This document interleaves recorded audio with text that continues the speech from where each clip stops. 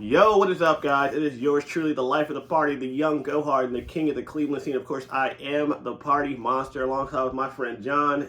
And today we are finally going to be covering SummerSlam 2024 from Cleveland. Your boy was there, had a great time, and yeah, it was a wild one. But we're going to get into all the matches and talk about the results. And yeah, so starting things off, it was Rhea Ripley taking on Liv Morgan for the women's title. I'm really surprised they started the night out with that match. I feel like you could have put that one probably second or third, but it is what it is.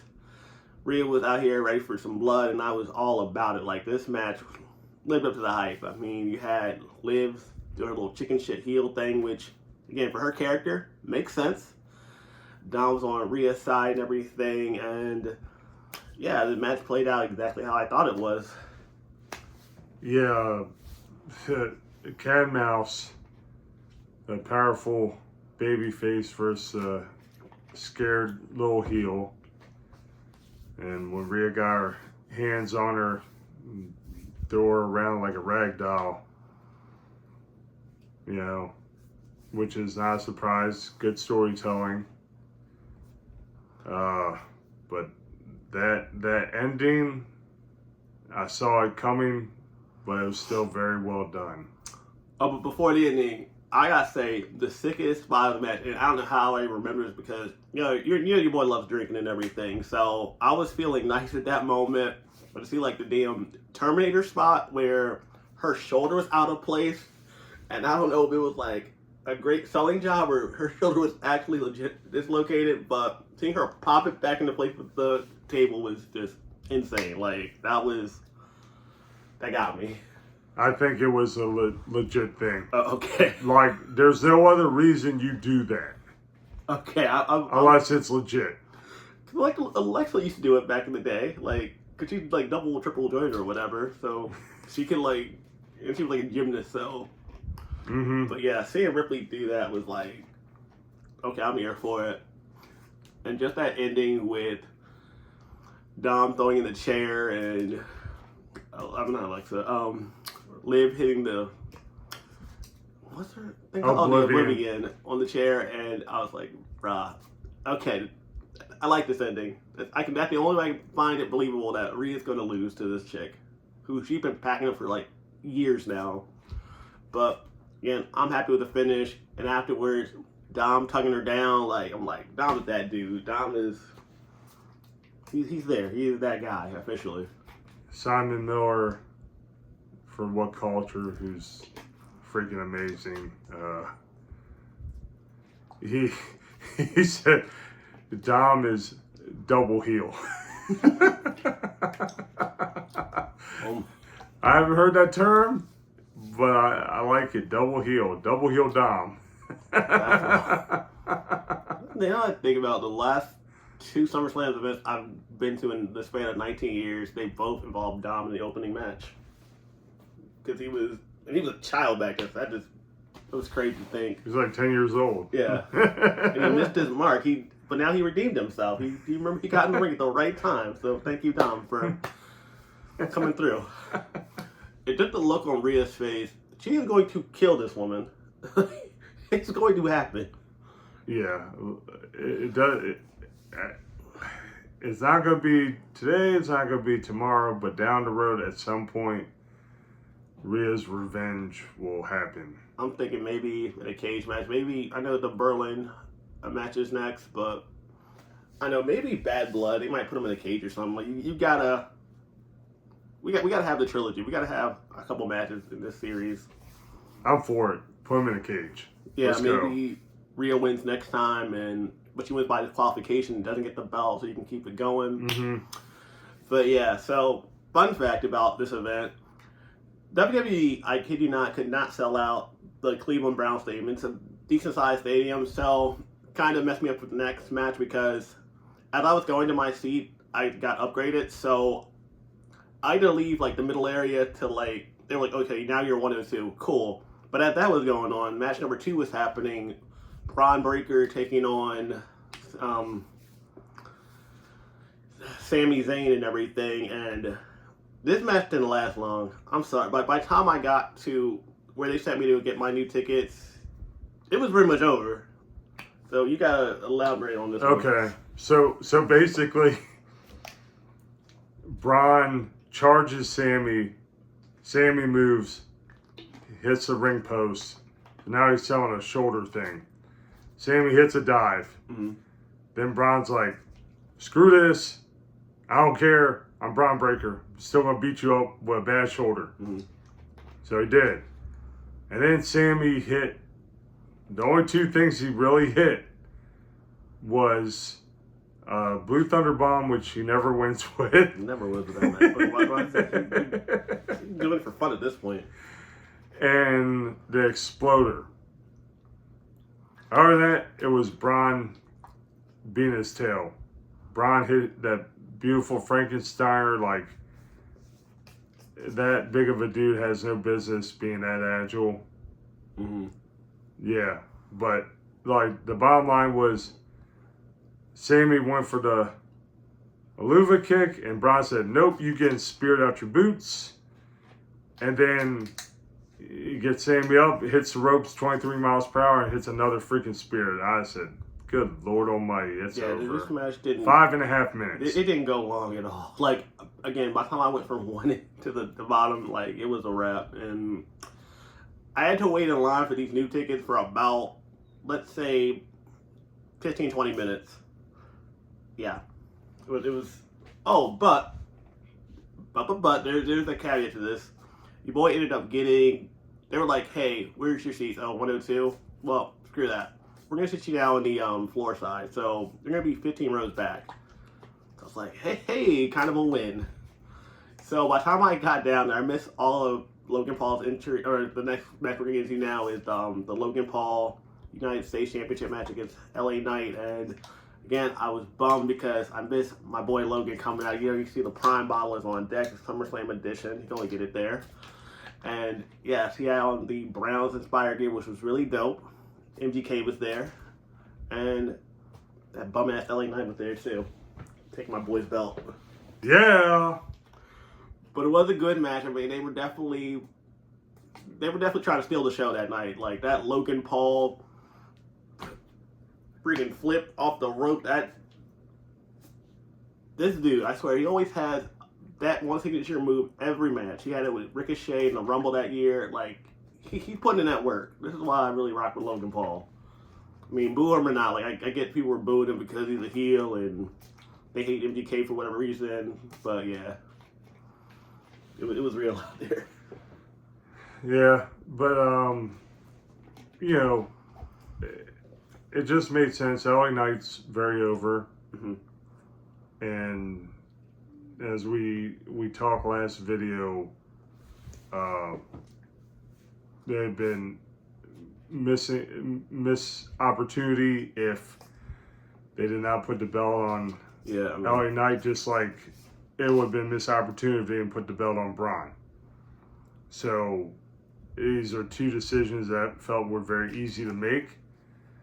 You know, they're both on different trajectories, but it just made sense for both of them to win and become new champs.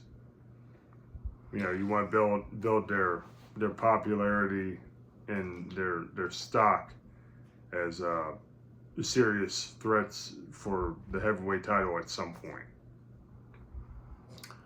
And then, fun fact, your boy actually had to meet Jelly Roll in Pass by MGK, so that was like the coolest part of the aftermatch and everything, because I, again, still drinking, you know, your boy was having himself a Cleveland Browns dog pound beer and loving life. And now we got to our next match. We had Bayley taking on Nia Jax for the Women's Championship, and so far I was doing great with my predictions, but this is the one where I think I kind of went off the rail. I know I said that Bayley would lose, but I also thought that I had said that Tiffany was going to cash in the Money in the Bank, and yeah, so I gotta say, these women, they were going for it. This is probably like one of my favorite Nia Jax matches. Like, she has come a long way. She didn't paralyze Bayley or anything, so that was a good thing. Like, you know, Nia is notorious for botching, and for her to just put in this work in this match was insane. Like, that spot with Bayley power bombing her, which, I don't know, she built different, because that's a full-grown woman she is power bombing. Yeah. No. Nia, and rightfully so, has been criticized for her work in the ring, like being very dangerous. I mean, she's hurt many women over the years, and it's important that she's grown and learned from that, because the thing is, at the end of the day, you want to be entertained, Mm-hmm. and you want it to look as real as possible, but at the same time, you don't want anyone to get injured. Yeah. I mean, I'm convinced she's not doing it intentionally, but they do kind of have to, like, they run with it as like a little bit of a storyline, just so she's more like a dangerous person. Like that, her finishing move alone in real life will probably kill somebody, or like at least put them out for real. Like that Annihilator that move is wild, and Bailey took 2 of them. I mean, she lost. Let's not lie to ourselves, but like that. Yeah, that's a lot to kick out from. Yeah. So, I kid you not, guys, and I should have been filming this, but I was talking to someone in line while I was getting my beer. I was like, you know what? We on that time right now. What time is it, guys? In that exact moment, I hear those lovely songs, that lovely music of hers. Tiffany cashed in. Well, she was going to cash in. She failed to cash in, but just the thought that they were planting that seed, they gave it what could have been. And I thought even then that she was still going to like hit Nia with the briefcase, but she wasn't paying attention. She's already kind of tired and winded out. You know, she could have just, boom, one good hit, get herself a title. But I get it. They got to set up a challenge for Nia Jax, so not quite yet, but we're going to save that. Yeah, you kind of want to do it like, you want to surprise people with it. You don't want it to be too predictable. So they'll do their bestie thing for now. And then there's going to be a moment where maybe Nia gets laid out, like a chair or something. Yeah. Then Yeah. Tiffany Tom's like, ooh, let me hit the best moonsault ever. Our prettiest moonsault ever, and steal the belt. So we'll see how this story unfolds as time goes. Okay, guys, so you already know what time it is. This was the match I was most looking forward to, because all 3 men hate each other, and I'm about the shit. I was ready for it with this one. You got special guest referee Seth Rollins. You got Drew McIntyre taking on CM Punk, and that CM Punk pop was just wild. Like, you guys are gonna see it eventually in one of my clips that I have when I do my vlog and everything. But people were loving some CM Punk. Like, they were singing this music, you could hear it. Like, it was a beautiful sight. Like, Cleveland, y'all rock. Like, I didn't really talk about it earlier, but I gotta say the Cleveland fan base was just insane all weekend. This Friday night SmackDown, SummerSlam and something. It was a whole vibe out there with them. And yeah, just getting into this match, I mean, it lived up to the expectation I thought it was going to. It was hard hitting. They told a great story.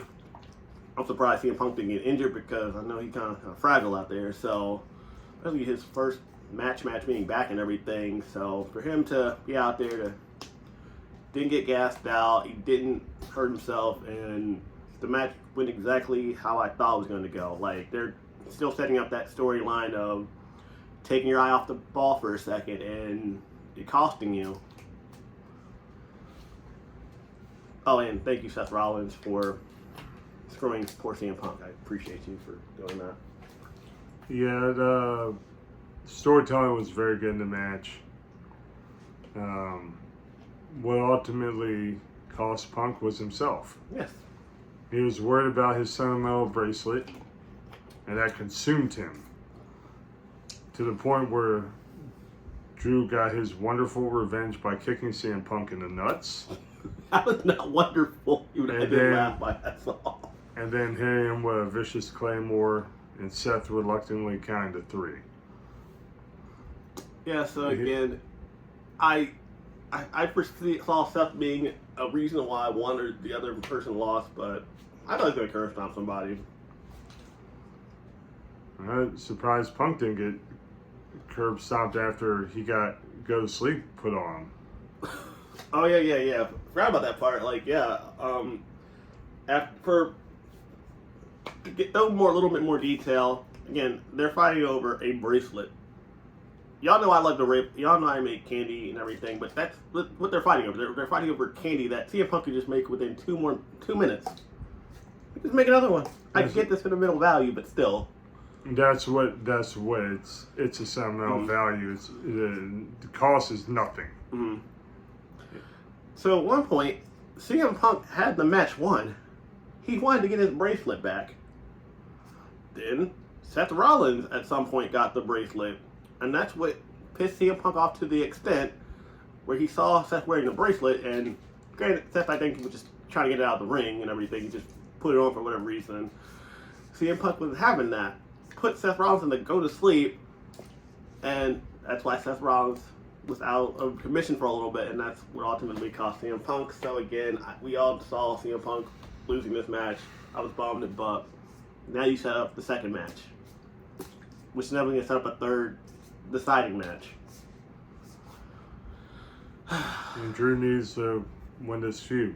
Punk can win the second match, Drew wins the third, and then let it be done for the time being. That's how I see it going. And then, if you want to revisit this, which is what should have happened to me, which would make it even better, is Drew's champ, and then him and Punk can feud for the belt. I think they're going to slightly divert with CM Punk and Seth Rollins. Cause this so you can prolong this feud a little bit longer. Because if you keep, like a semi-feud, yeah, in the middle of the big feud. Yeah, I mean, at the end of the day, you could, if you play it right, you could actually have like a triple threat at Rumble or something. Who wouldn't want to see that? Yeah, that thing would be crazy. False finish city. Jesus, like, and all three of those men can work too. Like that thing would be wild. I mean, so far, again, I was doing relatively well. My prediction besides maybe the one, but next up we got to the one that I really did not know where it was going to go. Damian Priest defending against Gunther, and Jesus, this was just some beast on beast action out there. Like they were not holding back anything. They were just going for it, and I was rocking with it. Like, I don't know if it's because of my seats, but I did not know if did Finn Balor come out with Damian, or did he just show up later on in the match? No, he showed up later. Okay, cool. I thought I was just tripping. I was like, where'd his ass come from? Like, I didn't see him out there. Like, I knew what he was going to do, like, especially when he was out there so late in the match.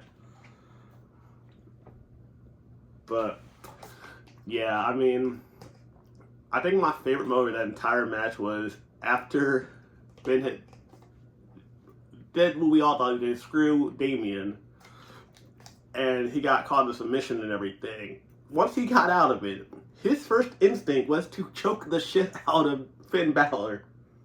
Just the look on his face just made it for me. And I was like, this is probably the best finish of all the matches. Like, that was most creative finish.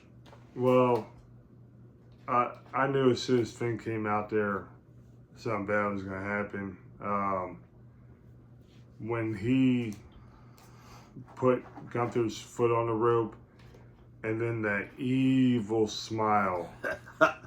It was the smile for me. Like, at some point, and I'm going to be all for this, because I love seeing it. At some point, we will get Damian Priest versus the Demon. The Demon is Finn's alter ego, more aggressive. You talk about balls to the wall, nuts. That's what the Demon is. So at some point, we're going to see that, and I'm all for it. And Gunther winning. You could argue either way. It makes sense for either of them to win. But now you got this guy who's lost once. Oh, yeah. One match on the main roster in over 2 years. And I see him holding this belt for a while, and I do too. I'm there's not many style like. Not many people can beat this guy. A very short list. So I can't wait to see the feuds that occur with him for the heavyweight title. Like, it's going to be one hell of a ride, I would say. I'm like, I mean, I would, like, that might have been the one I probably got that one. No, I got it right, because I did say Gunther, but the fact this dude again call the other dude street trash and whatnot and making fun of him being homeless, I'm like, damn, WWE, I'll go hard. So it would have been definitely a feel-good moment if Damian would have won in retrospect, but I get it. Like, if you're going to put it on, if you're going to put Gunther's title reign to start any moment, it should be right there at SummerSlam. Like that, it was the most eyes on him, the biggest pop he's going to get, less than he did at Mania. But yeah, right timing, right champion, can't complain. Okay, guys, so it's main event time. And again, we all knew what was going to happen. We were all about it. The Bloodline Rules championship match between Cody Rhodes taking on Solo Sikoa. And yeah, I mean, the only thing and thank you, Cody, for having a 15-minute walk up. Man wanted to walk his dog, apparently. And we got a Arn Anderson cameo. That was pretty cool. Good to see him back in WWE. And yeah, we were hyped. They loved themselves from Cody. Solo came out, and this match was actually better than I thought it was going to be. Granted, I thought it's Bloodline Rules. Why aren't we, like, where the Tomatungas? Like, where's Jacob? Like, what are we doing? We knew there was going to be some shenanigans. Yeah. It was this win, and it makes sense not right away. It makes sense later in the match for that stuff to occur. I mean, we knew. We knew they were going to interfere, and then we knew KO and Randy was going to help. And we got both. Cody out. And then they would cancel each other out. Yep. And then he knew that the Samoan Werewolf was going to make an appearance. Who legit hurt himself in that match. Going to the table. I think the edge of his knee hit the sharp edge of the table. That's the only thing I can think of how he tweaked his knee. So we don't know the severity of that. Hopefully, a walking boot. So hopefully it's minor, because he's crucial to the new bloodline. Like, without him, they are not nearly as dangerous. He is like the wild card. Like, every time they're in a jam, he saves them, because he's this, like, a hell of an athlete. Oh yeah, powerful, high flying combined, like, dangerous package. So I'll let you talk about your huge moment when they both were laid out. And then who would come to the rescue, guys? I got him right here. I got something new right here. The one and only original Tribal Chief showed up. Jordan won lows on it, everything. He was around. He was about it. Like, I was like tripping, losing my mind. Like, again, you guys will. I'll put that clip in here somewhere. But yes, my man, the GOAT himself, Roman Reigns, came back. We already knew what he was gonna do. We knew what time he was on. He hit, what's the name of the Superman punch? Solo Superman punch. Then did the ooh ah, and hit him with that spear. And then Cody got the win. What I like that he didn't do is he didn't attack Cody. He just gave Cody a stare down. Like, yeah, I'm taking my belt back, bitch. Inevitably, hopefully. And he just got out the ring. Now he's babyface. I like babyface Roman. This is what WWE has been trying to do for 10 years. They finally accomplished their goal. Congratulations. Well, the thing I will say with that is, do I think we get Roman Cody 3? At some point, yes. I'll rush you. Don't rush it. But right now, you gotta build this story, which is going to be epic if they do it right. You know, You gotta take your time with this one. Like Yeah. you I think Roman has to catch a beatdown from the new bloodline. mhm. And that's gonna make him, now that he's a babyface again, humble himself and go apologize to Jay. And Well, you can set that one up for SummerSlam. You gotta I like what Yeah. you're thinking. I like apologize to his cousins, make amends with them, apologize to Sammy, the honorary Uce, and gonna have a bloodline war we're gonna get Bloodline versus Bloodline at Survivor Series. and the cage, the double cage. It's coming. Yeah. There's no other match you can set up that's gonna be bigger than that. I don't see any. Can you involve The Rock? Yeah, sure. You can. I mean, Who's he side with? He could be the one who was making those calls to Solo and getting his solos here. So we could get a Roman Rock one-on-one at some point. You can set up for Mania next year. Because there's no belt involved now, so you really can. No, this is about who's the tribal chief. Yeah. The rights for tribal chief, And I'm just loving how they're doing it. Like, they're these slow builds to stuff that make sense. They did it earlier with the Judgment Day. Like, we all saw it coming, but they planted the seeds, and the payoff was beautiful. The same with the Bloodline. They've been building this thing out for what, 2-3 years now? It's been going for a while. And you're like, any second now, we're going to run out of stuff to talk about and do with this storyline, but they keep finding something. They'll add a piece, take a piece out. Here's Paul Heyman. Here's Sami Zayn. Here's Solo.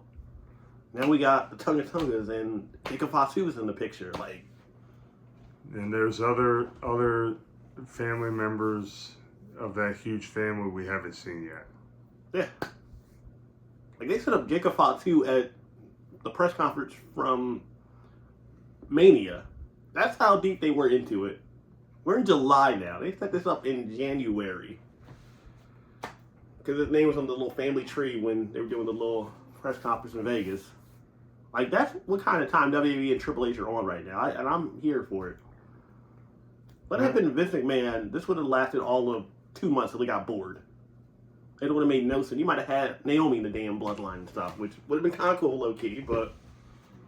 Better storytelling under Triple H than Exactly. the Vince regime, which I do not miss.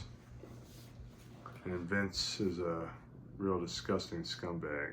Yeah, that's a whole different. I don't want to see it. I don't want to see him again on TV. Yeah, a lot of people are smoking that Vince pack right now. Like we ain't rocking with Vince right now like that.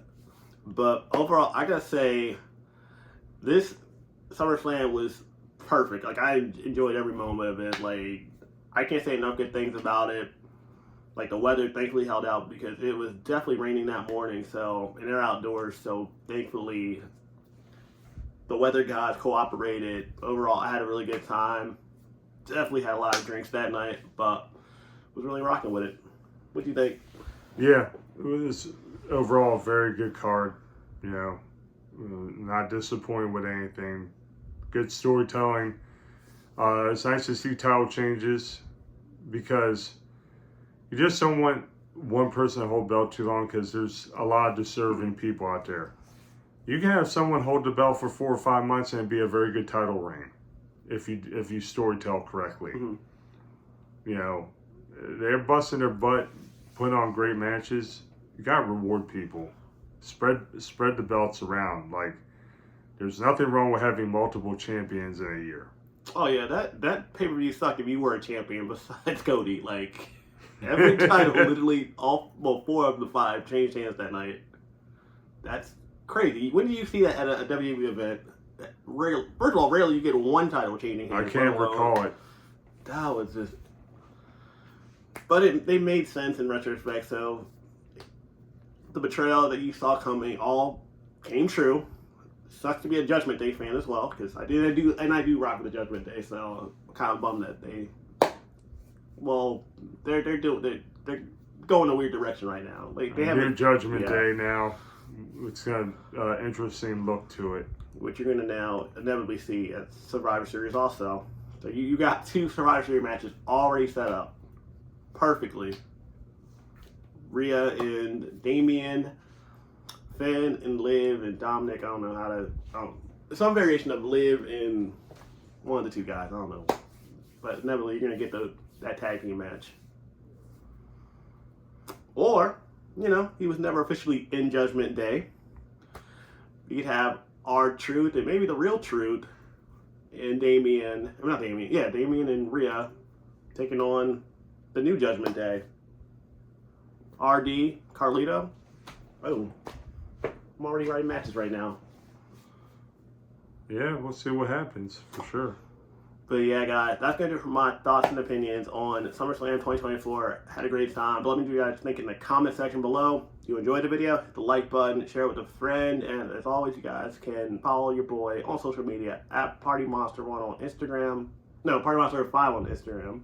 PartyMonster1 on X. But until then, remember, don't be a dick. Be asking each other. Party on dudes. I love all y'all. Bye.